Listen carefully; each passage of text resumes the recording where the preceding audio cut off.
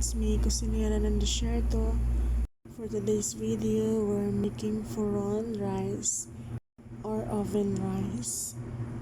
You must try to cook this because this is delicious. I'm sure araw-arawin mo itong lulutuin. So let's start. So first, naghiwalan tayo ng kamatis, sibuyas, and lagyan natin ng coriander. And after that, mekos-mekos lang natin yan. And after mamikos-mekos, we'll start marinate chicken.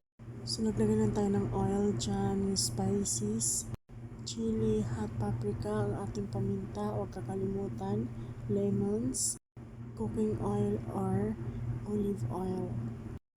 Yung chicken pala natin dyan guys is nakamarinate po yan siya ng 1 to 2 hours.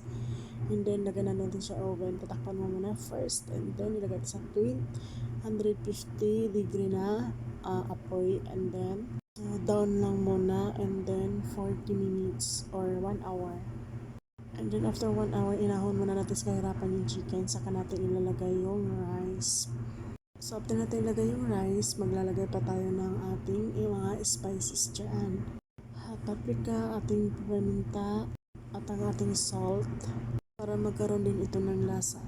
So kailangan mo siya ng haluin ng maayos para pantay yung kanyang lasa at kanyang kulay, at ang mga sauce niya kailangan pantay din yung sa rice.